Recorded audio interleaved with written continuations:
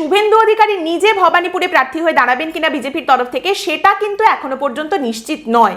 তিনি নন্দীগ্রামে হয়তো দাঁড়াবেন এবং তার সঙ্গে হতে পারে যে তিনি দুটো জায়গাতেই দাঁড়ালেন, ভবানীপুর নন্দীগ্রাম দুটো জায়গাতেই প্রার্থী হলেন, সেটাও হতে পারেন।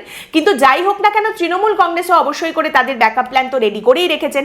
তৃণমূল কংগ্রেসের জন্য নন্দীগ্রামের লড়াইটাও কিন্তু এবারে প্রেস্টিজ ইস্যু।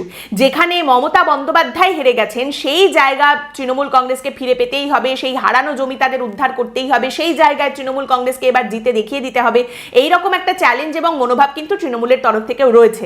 অতএব নন্দীগ্রামে তৃণমূলের যে প্রার্থী দাঁড়ান না কেন, তৃণমূলের সঙ্গে বিজেপির লড়াইটা নন্দীগ্রামে কিন্তু এবার আরো তীব্রতর হতে চলেছে।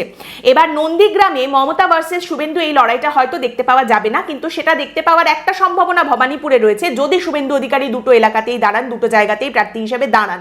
তারই সঙ্গে আরেকটা ইন্টারেস্টিং বিষয় হচ্ছে, আপনারা জানেন যে মমতা বন্দ্যোপাধ্যায়ের এবারের যে হাতিয়ার নির্বাচনে নামার সেটা হচ্ছে বাঙালি অবাঙালি তরজা, খানিকটা বাঙালি বহিরাগত তরজা, বাঙালি অস্মিতা অবাঙালিটা নষ্ট করার চেষ্টা করছেন, বিজেপি বহিরাগত অবাঙালি, এই ব্যাপারটাকে তিনি আরো বেশি করে সামনে তুলে ধরছেন।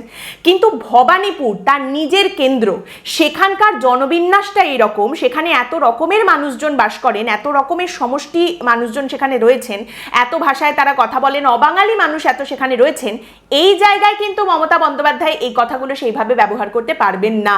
তাহলে সেক্ষেত্রে ভবানীপুরে ঢুকলে তিনি যাদের আপন করে নেবেন, ভবানীপুর থেকে বেরিয়েই তাদের আবার বহিরাগত বলে আক্রমণ করতে শুরু করবেন, আবার ভবানীপুরে ঢুকেই প্রচারে তিনি তাদের আবার আপন করে নেবেন। এটা যদি হয় তাহলে তো বলতে হবে মমতা বন্দ্যোপাধ্যায় একই বিষয়ে দুমুখ কথাবার্তা বলছেন।